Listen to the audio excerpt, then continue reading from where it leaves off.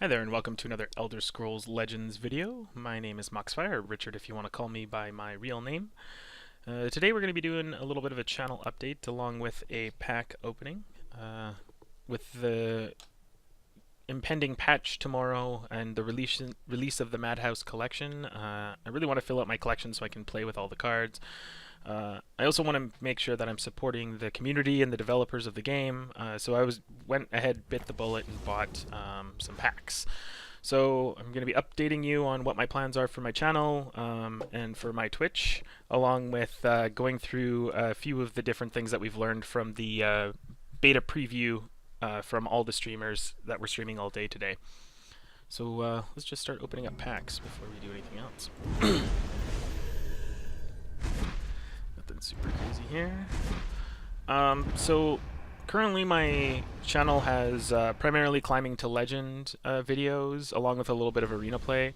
I was saving all my gold with the expectation of spending my gold on there's a rare. With the expectation of spending my gold on the new expansion. I managed to make a little bit more money this month than I thought I was going to make, so I figured that I would support the developers. I've been free to play before this point, other than the $5 Founders Pack.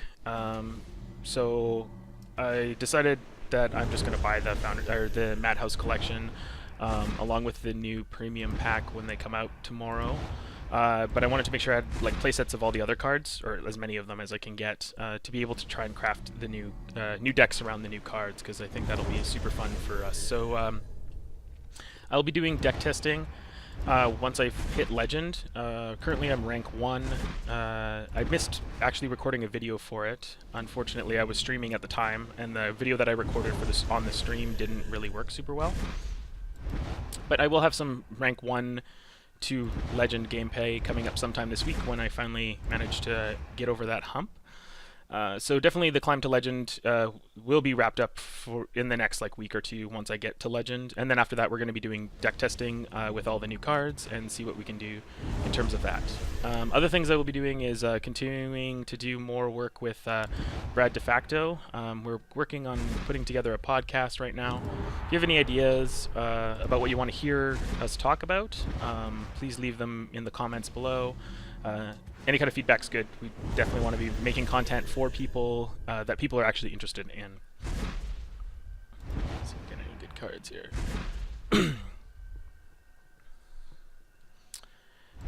The other thing that I'm working on right now is Beginner's Basics. So the Beginning Basics is going to be a video series primarily aimed at people who are new to collectible card games, people who don't necessarily understand the concept of, say, like trading or any like there'll be some more intermediate stuff, but it's going to start out with the very basics of what attack and defense is and how the mana system works, or the magicka system works in this game. So that's something to look forward to, and something that you should be able to direct your friends to when they're interested in playing this game, if they're wanting to be able to sort of pick it up and not have any really serious stumbling blocks. To that end, I've also created a free-to-play account where I've just finished going through the story mode. So I have the exact collection that you would most people would have. I mean, there's a few differences depending on what you got out of your packs, but I'm pretty close to what everybody else is going to have right out of the gate. And I'm going to do some budget basic decks as well, to see what kind of decks that you can create that are actually viable. Ooh, there's an Adoral Archmage. That's a pretty good card in Control.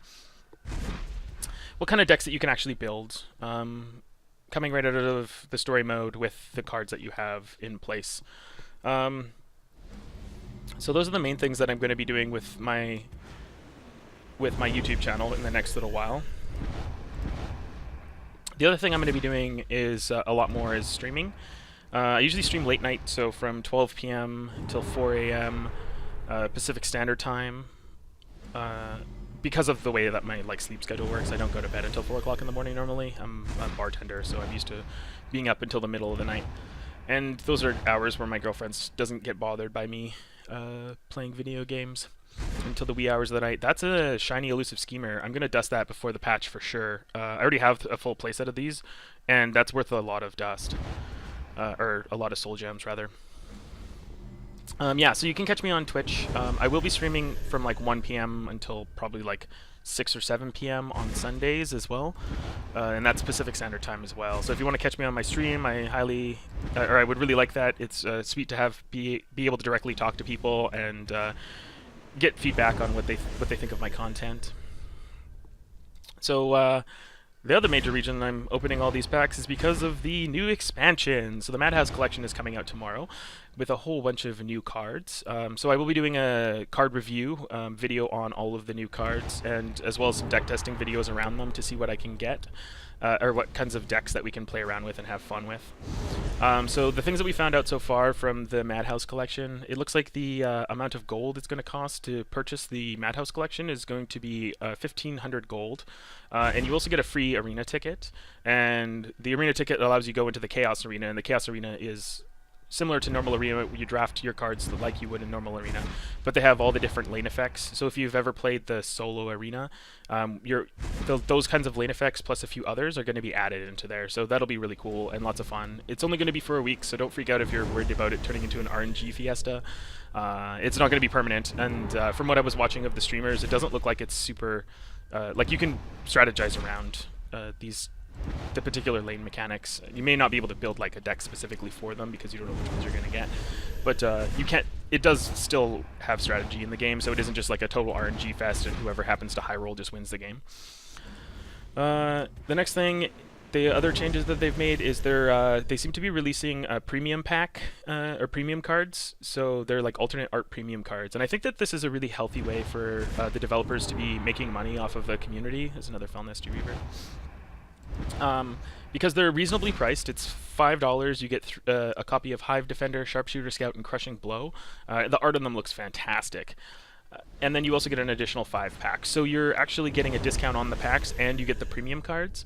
And it looks like they're probably going to be releasing those relatively frequently, which is a really good way, because, I mean, it's not a win more condition. You don't have to pay real money to get better cards than everybody else. You get shiny, flashy cards that other people might be jealous of you having if they don't have the real money, but they can still have access to those cards, like just the cards, not the premium or the alternate art versions. So it's like a healthy way of introducing like microtransactions that are not going to break the game in terms of if you have enough money, you just win the game. I mean, that still will exist to a certain degree, just because people who, like myself, are dropping $70 on cards, like you don't. I mean, I'm gonna have more legendaries than other people, but that being said, I mean, I've gone through this whole game for the last like 2 months being free to play, and this game is really quite fair in terms of what cards you get. I aggressively dusted one color, and I was able to fill out all of my deck lists for pretty much every other color. I do play a lot more than the average player though, but it's not completely unfeasible to be free to play in this game. Aegis Guild Retreat. That is not a good card. I tried to make a deck around that. The other changes that are happening is they've made a few like sort of life quality of life changes. The Elixir of Magicka is now a Ring of Magicka. So you get like a neat little ring animation. It looks pretty sweet. I guess I'll put in a picture. So this is what it looks like. So the Ring of Magicka has 3 charges. It doesn't look like it's a support anymore, so support destruction's not going to work on it, which I kind of like. I think that the Magicka ring is there to give you value over the course of the entire game, and the whole idea that it's not that you might be able to destroy it and take away that advantage that you get for going first seems a little bit unfair to me, so I do appreciate that they're making that a permanent change.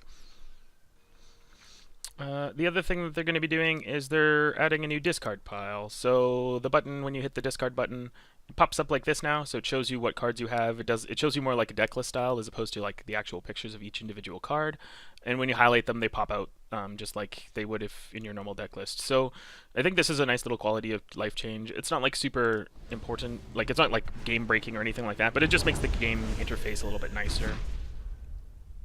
The last and final thing that's going to be happening, well, maybe not final, but that we really know about, is the Burn and Pillage nerf. So the Burn and Pillage now is going to be 5 Magicka as opposed to being 6 Magicka, and it's also, for the discount, the nerf that's coming in is that it only affects 1 lane. The effect is still the same, deal 1 damage to all enemy creatures for each destroyed enemy rune, but it's only to 1 lane. So this really only affects mid-range archer style decks, because they have all like the mid-range options that they're trying to like control the game with. And the Burn and Pillage is just basically like another version of like controlling card that you're using to like wipe the board because you're ahead of the game. So I think that this is a really healthy nerf. I think that Burn and Pillage was a little bit overpowered, especially for those particular kinds of decks.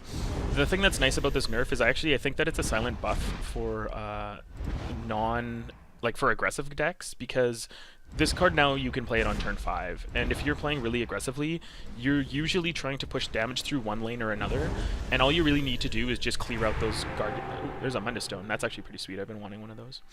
All you really want to do is clear out that one lane, all the guards in the one lane, to be able to control the board. And the way that a lot of people play is they usually load one lane or another, and this just sort of punishes that kind of play.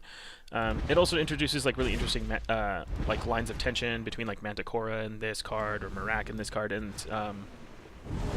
where you are incentivized not to like load up all your creatures in one lane. I mean, it also goes against like Dawn's Wrath. You don't want to be loading all your creatures in there in order to hope to get through with Burn and Pillage and then get Dawn's Wrath and have them all go away, right? So I think this is a really healthy change to the game. I'm not too upset about it. I probably won't even soul trap these. I'll keep my playset of them because I mostly play like Goblin Aggressive Archer now, and I still think that it's a totally viable and powerful card in the game. So I'm not really upset about that at all. So I think that concludes for all of the material that I wanted to go over for my channel update. Hopefully you guys have enjoyed the video, and you'll enjoy all the content that I'm planning on creating in the future.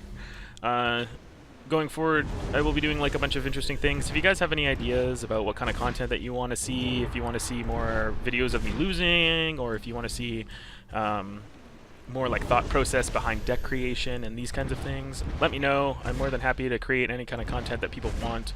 My goal in this is more to give back to the community, because I really have enjoyed stuff like Justin Larson and CVH and Bradford Lee. Like, those are my 3 top favorite people to be watching for their content, and I want to be able to create stuff like that. So whether it be through my Twitch stream or through my YouTube channel, hopefully you guys like what you're seeing, and hopefully I'll be continuing to make it all. So just open up the last of these packs, see if I get anything good. It's another Stronghold Incubator. Game's really loving the Dwemmers for me.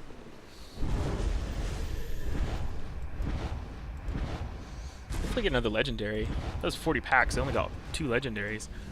At least they were both legendaries I didn't have before, but I would like another legendary. Rift Thane, that's pretty good. I don't have one of those. It's a health potion. I can dust that. Alright, well, that'll take care of that. So, thank you guys for watching the video. Hopefully this is not too long or boring. Let me know what you think in the comments. Let me know what kind of content that you want to see. Thank you very much for watching. I hope you have a great time on ladder. And just remember, don't do anything I wouldn't do.